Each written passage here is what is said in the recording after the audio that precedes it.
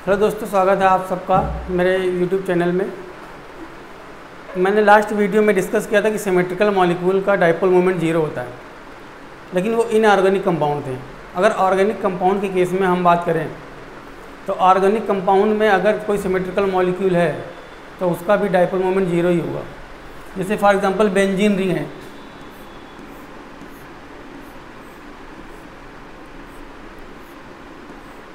Benzene एक symmetrical molecule, जब तक इस पर कोई ग्रुप नहीं जुड़ा है तब तक ये सिमेट्रिकल है, तो इसका भी डाइपोल मोमेंट जीरो हो जाएगा। उसी तरीके से नेप्थलीन है,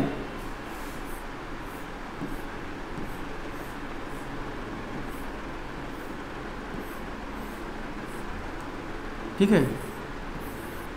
नेप्थलीन भी एक सिमेट्रिकल मॉलिक्यूल है। ये बेंजीन है,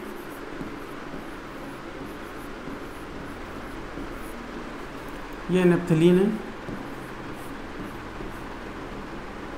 नेप्थलीन।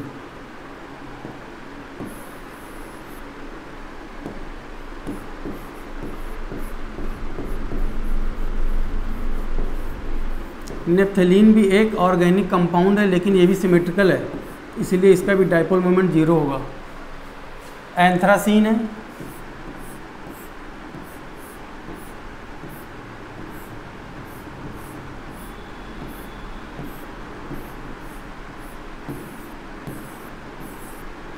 एंथ्रासीन।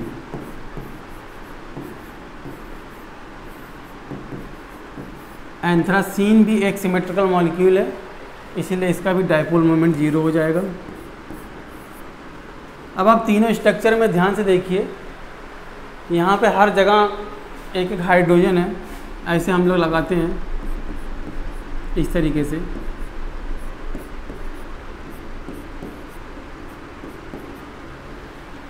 तो ये भी सिमेट्रिकल है, ये भी सिमेट्रिकल है, ये भी सिमेट्रिकल है। तो वो सिमेट्रिकल मॉलिक्यूल चाहे इनऑर्गेनिक कंपाउंड हो चाहे ऑर्गेनिक कंपाउंड हो, सारे सिमेट्रिकल मॉलिक्यूल का डाइपोल मोमेंट जीरो होता है। अब अगर हम दूसरे कंपाउंड्स के लिए ऑर्डर बनाना सीखें तो उसके लिए आप ऑर्डर बनाने के लिए आपको एक चीज़ याद रखना है, dipole moment is directly proportional difference of electronegativity.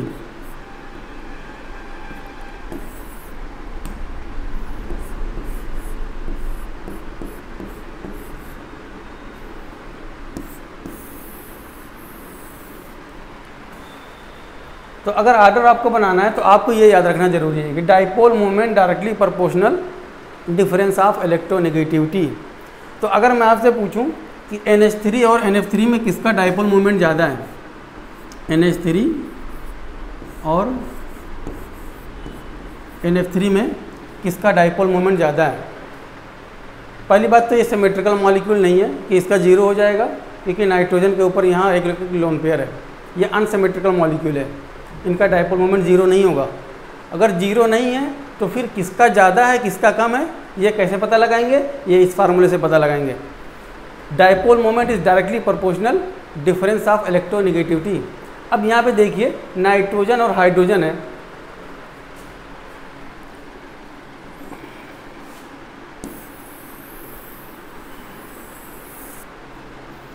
ठीक है, नाइट्रोजन है और सॉरी अमोनिया है। ये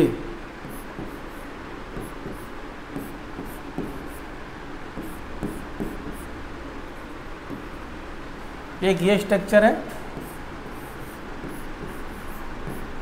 एक ये है, और दोनों ही अनसिमेट्रिकल मॉलिक्यूल है।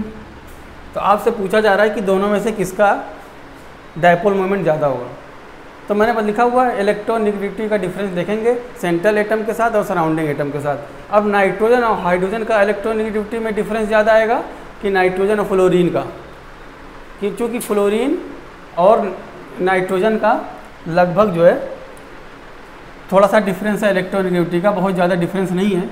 यहाँ पे ज़्यादा डिफरेंस है। नाइट्रोजन का आप इलेक्ट्रोनेगेटिविटी का डिफरेंस क्या होता है, सबसे पहले आपको ऑर्डर पता होना, सबसे ज़्यादा फ्लोरीन का, फिर ऑक्सीजन का, फिर नाइट्रोजन का, फिर क्लोरीन का, फिर ब्रोमीन का, फिर आयोडीन, फिर कार्बन, फिर सल्फ़र। तो ये इलेक्ट्रोनेगेटिविटी का ऑर्डर है। और हाइड्रोजन देखिए बहुत दूर है, तो यहाँ पे डिफरेंस बहुत कम है। यहाँ पे डिफरेंस इलेक्ट्रोनेगेटिविटी का कम है। नाइट्रोजन और फ्लोरीन के बीच इलेक्ट्रोनेगेटिविटी का डिफरेंस बहुत कम आएगा, लेकिन नाइट्रोजन और हाइड्रोजन के बीच इलेक्ट्रोनेगेटिविटी का डिफरेंस ज़्यादा आएगा। तो जहाँ पे इलेक्ट्रोनेगेटिविटी का डिफरेंस ज़्यादा होगा वहाँ पे डाइपोल मोमेंट ज़्यादा हो जाएगा। इसीलिए अमोनिया का इससे ज़्यादा है, NH3 का डाइपोल मोमेंट NF3 से ज़्यादा है। इसीलिए नाइट्रोजन का सराउंडिंग एटम जो है हाइड्रोजन है, इन दोनों के बीच इलेक्ट्रोनेगेटिविटी का डिफरेंस बहुत ज़्यादा है। लेकिन यहाँ नाइट्रोजन के सराउंडिंग एटम फ्लोरीन है, यहाँ पे इलेक्ट्रोनेगेटिविटी का डिफरेंस बहुत कम है। तो dipole moment directly proportional to difference of electronegativity. इस तरीके से हम ऑर्डर बना देते हैं। उसी तरीके से अगला कंपाउंड देखते हैं, CHF3, CHCl3, CHBr3, CHI3, ये 4 कंपाउंड है। अब इस 4 कंपाउंड में अगर हमको देखना है, ऑर्डर बनाना है इलेक्ट्रोनेगेटिविटी का, तो कैसे बनाएंगे? तो मैंने बताया है कि इसमें जो है डिफरेंस देखेंगे। तो डिफरेंस किसका देखेंगे? यहाँ कार्बन भी है, हाइड्रोजन भी है, फ्लोरीन भी है, लेकिन सेंट्रल एटम यहाँ पे कार्बन है। कार्बन फ्लोरीन का देख लीजिए, हाइड्रोजन सिमिलर है, तो हाइड्रोजन और कार्बन, हाइड्रोजन को नहीं लेंगे, हम किसको लेंगे? कार्बन फ्लोरीन को लेंगे। यहाँ पे कार्बन क्लोरीन को लेंगे, कार्बन ब्रोमीन, कार्बन आयोडीन। तो इलेक्ट्रोनेगेटिव मैंने लिखा ना, इलेक्ट्रोनेगेटिविटी का जो डिफरेंस है वो अगर ज़्यादा है तो डाइपोल मोमेंट क्या लिखा है? Directly proportional to difference of electronegativity. तो इलेक्ट्रोनेगेटिविटी का डिफरेंस सबसे ज़्यादा यहाँ पे है। यहाँ पे कार्बन फ्लोरीन के बीच सबसे ज़्यादा आएगा, फिर उसके बाद थोड़ा कम हो जाएगा कार्बन क्लोरीन के बीच में, फिर और कम हो जाएगा कार्बन ब्रोमीन के बीच में, फिर लास्ट में कार्बन आयोडीन के बीच में इलेक्ट्रोनेगेटिविटी का डिफरेंस सबसे और कम हो जाएगा। ठीक है, क्योंकि फ्लोरीन का सबसे ज़्यादा होता है पीरियोडिक टेबल में इलेक्ट्रोनेगेटिविटी, तो यहाँ पे डिफरेंस ज़्यादा आएगा। कार्बन भी सिमिलर है, हाइड्रोजन भी सिमिलर है, चाहे हाइड्रोजन फ्लोरीन का डिफरेंस देख लीजिए, चाहे कार्बन फ्लोरीन के बीच का डिफरेंस देख लीजिए। तो यहाँ पे सबसे ज़्यादा इसका हो जाएगा, सिंपल ये ऑर्डर हो जाएगा, क्योंकि इलेक्ट्रोनेगेटिविटी का जो डिफरेंस है यहाँ पे ज़्यादा है और CHI3 के केस में सबसे कम है। उसी तरीके से अगर हम ले लें दूसरा कंपाउंड ले लें एग्जाम्पल, जैसे कुछ एग्जाम में क्वेश्चन आए हुए HF, H2O, ठीक है, और एक हो गया NH3।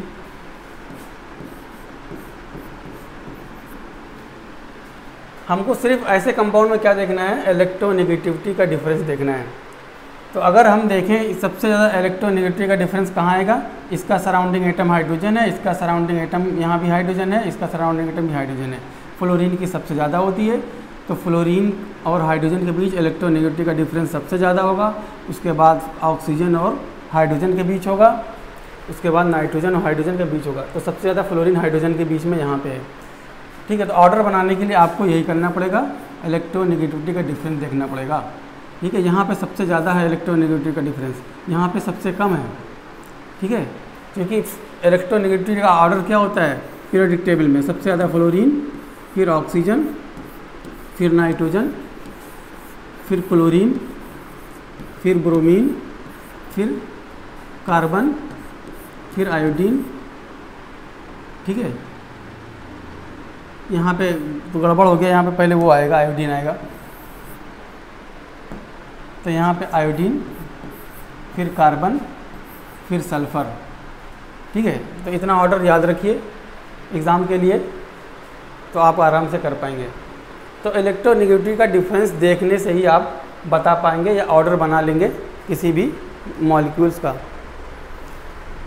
अब कुछ एग्जाम्पल और लगाते हैं, जैसे ऑर्गेनिक कंपाउंड के केस में सिस ट्रांस आइसोमर्स जो होते हैं, सिस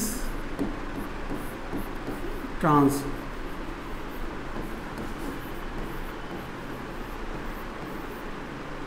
सिस ट्रांस आइसोमर्स के केस में देखिए, जैसे कार्बन कार्बन डबल बॉन्ड, यहाँ पे CH3, यहाँ पे CH3, यहाँ पे हाइड्रोजन और फिर यहाँ पे हाइड्रोजन। अब ये सिस फॉर्म है, एल्कीन की सिस फॉर्म है, लेकिन अगर यही कंपाउंड ट्रांस फॉर्म में आ जाए, CH3 H, यहाँ पे H, यहाँ पे CH3, अब ये सिस और ट्रांस, ये सिस फॉर्म है, ये ट्रांस फॉर्म है। इसमें अगर हम देखें डाइपोल मोमेंट किसका ज़्यादा होगा किसका कम होगा, तो सिमेट्रिकल कौन दिखता है, ये दिख रहा है या ये दिख रहा है सिमेट्रिकल? सिमेट्रिकल ये है, ठीक है, ये सिमेट्रिकल मॉलिक्यूल, ये देखिए ये प्लेन है, ठीक है, इस प्लेन के बिलो CH3 है और हाइड्रोजन है, इस प्लेन के अबव देखिए हाइड्रोजन है, CH3 है। आपको पहचानना है सिमेट्रिकल अनसिमेट्रिकल। इस बिलो द प्लेन CH3 है, हाइड्रोजन है, above the plane CH3 hydrogen है, इसीलिए ये सिस, ये जो ट्रांसफॉर्म है ये सिमेट्रिकल मॉलिक्यूल है। लेकिन ये जो सिस फॉर्म है, ये देखिए ये एक प्लेन है, बिलो द प्लेन 2 हाइड्रोजन है, अबव द प्लेन 2 CH3 है, ये अनसिमेट्रिकल मॉलिक्यूल है, लेकिन ये सिमेट्रिकल मॉलिक्यूल है। तो सिमेट्रिकल मॉलिक्यूल का मैंने बताया हुआ है कि डाइपोल मोमेंट 0 हो जाता है, लेकिन अनसिमेट्रिकल मॉलिक्यूल का डाइपोल मोमेंट 0 नहीं होता है। तो आप इसका ऑर्डर अगर आपको बनाना हो तो सिस का ट्रांस से ज़्यादा होता है डाइपोल मोमेंट। तो इस तरीके से आप ऑर्गेनिक कंपाउंड में भी आराम से पता लगा लेंगे किसका डाइपोल मोमेंट ज़्यादा होगा किसका कम होगा। अब यहाँ पे क्लोरीन आ जाए, CH3 की जगह क्लोरीन आ जाए तो भी आप आराम से बता देंगे।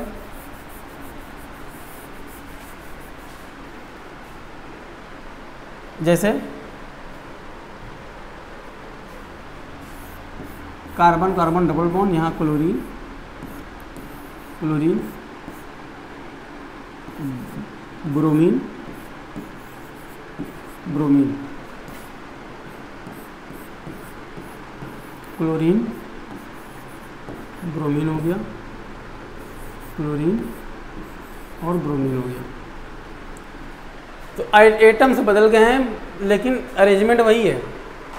अब यहाँ पे आप देख लीजिए कि ये सिमेट्रिकल मॉलिक्यूल है, इसलिए इसका डाइपोल मोमेंट 0 हो जाएगा। ये अनसिमेट्रिकल मॉलिक्यूल है, इसका dipole moment is not equal to 0। तो इस तरीके से आप किसी भी कंपाउंड का डाइपोल मोमेंट बहुत आराम से निकाल लेंगे। इसका तीसरा पार्ट भी लेके आएंगे, जिसमें थोड़ा और बेंजीन रिंग्स में +I या -I ग्रुप देख के कैसे बनाएंगे ऑर्डर, वो नेक्स्ट वीडियो में देखेंगे, ठीक है। तो चैनल को सब्सक्राइब कर लीजिए। अगर कोई डाउट हो तो कमेंट में इसका आंसर दे सकते हैं, कोई डाउट हो कमेंट में पूछ लीजिए और चैनल को सब्सक्राइब कर लीजिए। इसका तीसरा पार्ट लेके आएंगे जिसमें थोड़ा सा और कॉम्प्लेक्स मॉलिक्यूल का डाइपोल मोमेंट निकालने की कोशिश करेंगे और उसका ऑर्डर बनाएंगे। Thanks for watching.